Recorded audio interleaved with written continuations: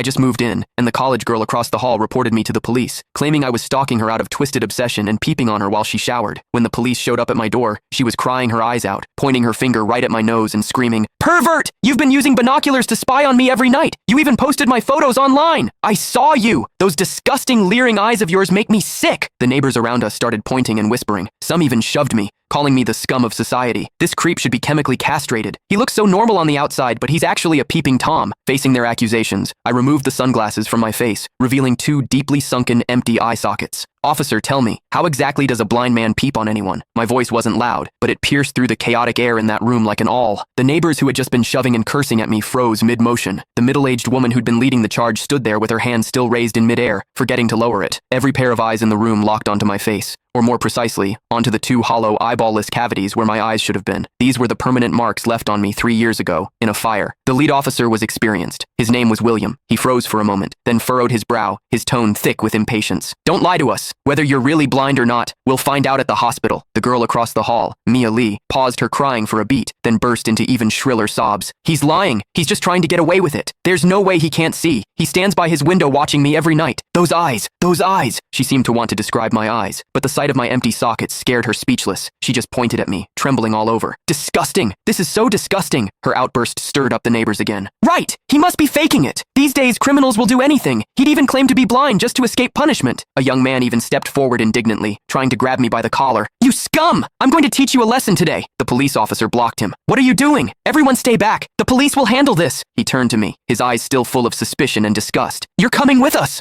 I didn't resist. I calmly held out both hands. Cold metal touched my wrists. Two younger officers flanked me on either side and led me toward the elevator. Behind me, Mia's crying mixed with the neighbors' curses into a chaotic din. "Scum of society! Get out of our community! Hope you rot in prison!" I could see the righteous expressions on their faces. I could also hear the pleasure in their voices as they trampled me into the mud. I stepped into the elevator. The metal doors slowly closed, cutting off the noise from outside. One of the younger officers, probably new to the job, couldn't help but ask me quietly, Are you really blind?" I tugged at the corner of my mouth but didn't answer. The other officer patted his shoulder, signaling him to keep quiet. But I knew that in their minds, the scales had already tipped completely in favor of that tearful young girl. After all, it was a young, pretty, pitiful college student on one side, and on the other, a suspicious man living alone, wearing sunglasses. In their eyes, it was crystal clear who was the victim and who was the perpetrator. What they didn't know was this: sometimes, what the eyes see is the biggest lie of all. And I, a blind man, had seen something that none of them had. For instance, when Mia accused me, her heartbeat was steady, without a single ripple of genuine emotion. The interrogation room at the police station was harshly lit by fluorescent lights, and the air smelled faintly of mildew. I sat on a cold metal chair. Across from me were William and a female officer taking notes. Click the link in my bio to get the full story for free.